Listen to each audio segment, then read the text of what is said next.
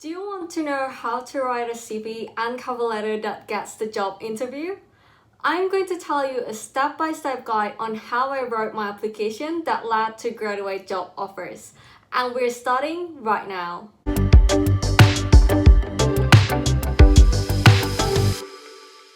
What's up everyone? Welcome to my other YouTube videos. If this is your first time here and you want to see more videos on career, life motivation, and personal finance related topics, click subscribe now and hit the notification bell so you don't miss anything.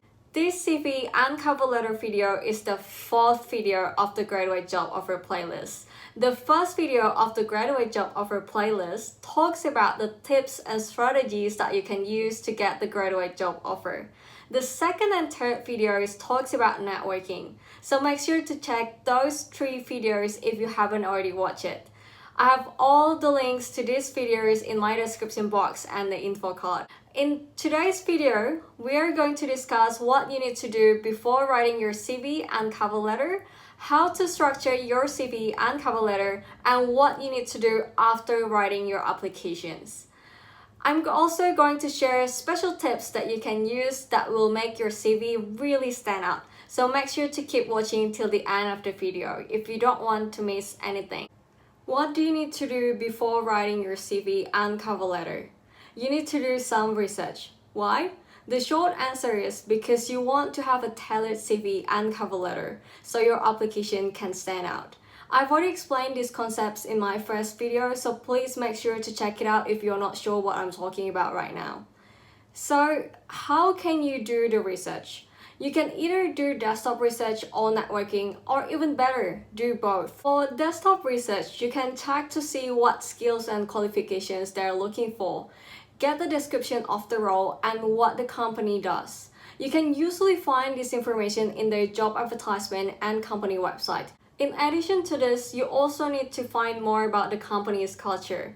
You need to know this for your cover letter because it's a good idea to tell why you resonate with the company that you're applying for.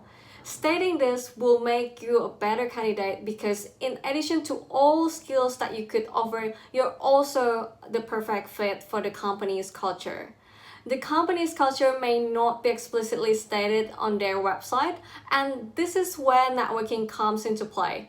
You can either ask the questions directly when you network, or you can try to grasp their culture during your conversation with them. If you're not sure how to network, please check out my networking videos. I explain everything from how to source the networking opportunity to what to do before, during, and after the networking. By the way, attending an employer presentation networking event would give you a good picture of the company and the graduate role that they offer. After you have done your research, you need to brainstorm the past experiences that you have that can showcase the skills required for the job. So what I did was I listed down all the relevant experience that I had and the roles and responsibilities that would showcase the required skills. Then I started thinking about how I want to structure this on my CV and cover letter. How do you structure your CV and cover letter? Now that you know what to write in your CV and cover letter, you need to figure out how to write it. Before we go deep on this, I just want you to keep in mind that recruiters can receive hundreds to thousands of applications. So what does it mean? It means that they don't have much time on each application. So please be concise and straight to the goal, which is highlighting your relevant skills. Do not use wishy-washy language. Remember, it's definitely quality over quantity in this case. I've met students that think writing a very long cover letter is going to impress the recruiter. Please don't do this if you're planning to.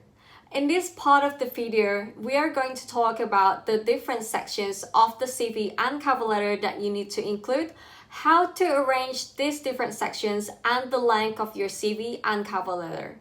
Let's start with CV first. The top section of your CV should include your name and contact details. I usually put my phone number, email, and LinkedIn for my contact details. I also use a bigger font for my name and put it on the center. The main reason for this is hopefully the recruiter will remember my name. There is no point of having a great resume but people are not sure who you are and how to reach you. Just talking about the general format, so on the left hand side, I put the location and dates, and on the right hand side, I put my work experiences. For the section that I include in my CV, I put my work experience, education, and leadership or extracurricular activities. I personally think since you're still studying, you can either put your education first or your work experience first. But since my work experience was more impressive than my education, I just put my work experience first. Grad roles are usually offered by big companies and they usually love seeing active and well-rounded applicants. That's why I think it's a good idea to put your relevant extracurricular activities. So if you're applying for a consulting job, for example, and you have some involvement in consulting student organizations, please include it under the extracurricular activities. If you have some extra space in your resume, I think you might also include your interests or hobbies if it adds value. For example, you like singing, and you have been singing in fundraising events. Or you like public speaking and you have been invited to give a presentation or speech. Just giving you some tips. Use achievement or result-driven language in your CV and try to quantify it as much as possible. This will add more strength to your application and will definitely make your application stand out. So, for example, instead of just writing sank in fundraising events with plural, you could quantify it by saying 5 events. And you could use achievement-driven language by saying raise $1,000, for example. Which one do you think sounds more appealing? Sing in fundraising events or raise $1,000 by singing in 5 fundraising events? Another example of achievement-driven language, propose an idea in a project that increased the work's efficiency by 5%.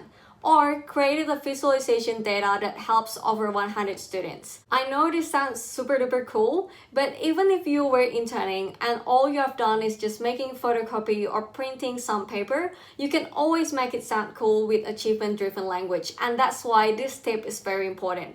So, for example, instead of saying did photocopy and document printing during my internship, you could say manage administrative work for over 5 people, which results in 15% increase in work efficiency.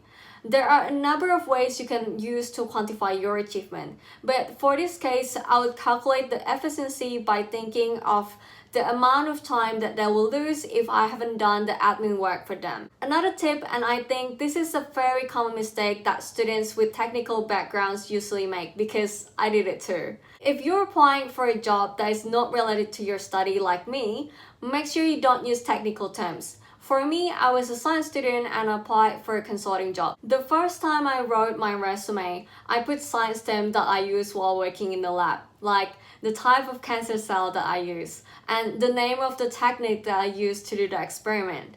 While it sounds super duper cool, people who are not in the field won't understand it.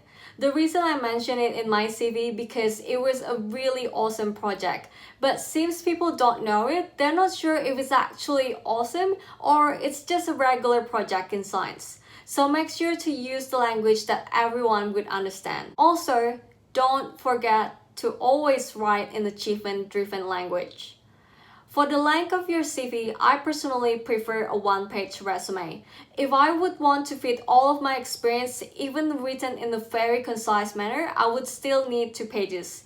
So since I'm only using 1 page, I would definitely need to remove some of my work experience and thus forcing me to write things that are highly relevant. I also prefer a one-page resume because you can just get a glance of everything very quickly since everything is in 1 page. As we may recall, recruiter can get hundreds to thousands of applications.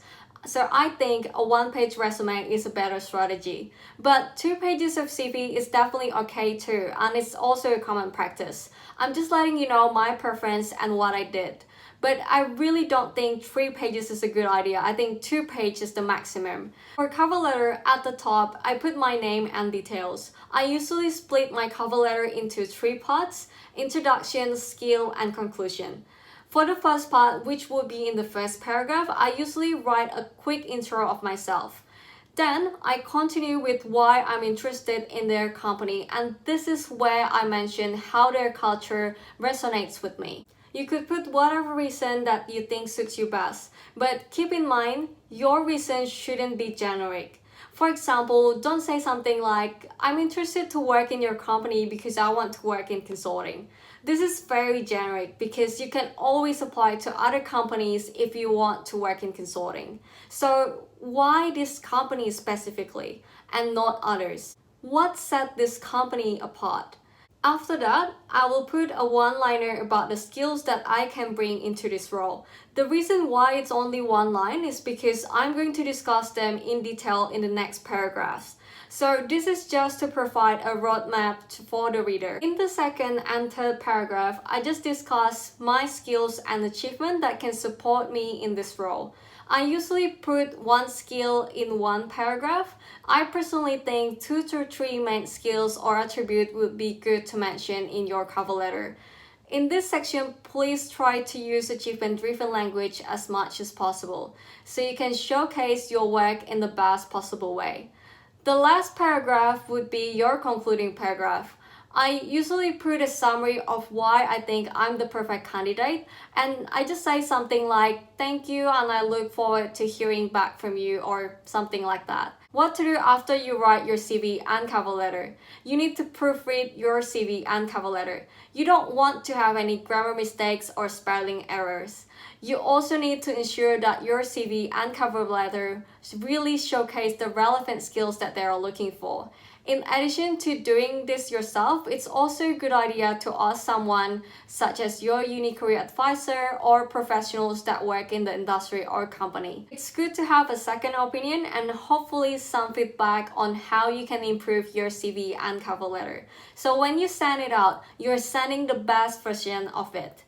If you don't know any professional, this is where networking comes into play. If you like this CV and cover letter information that I gave you so far, then make sure to hit the notification bell because in the next week's video, I'm going to talk about interview and online tests. In the meantime, while you're waiting for the video to release, make sure to check these 2 videos right here. I talk a lot about career, life motivation, and personal finance, so please click on the subscribe button if this is what interests you. Thank you so much for watching. I hope you have a nice day and a great week. I'll see you guys in the next video. Bye!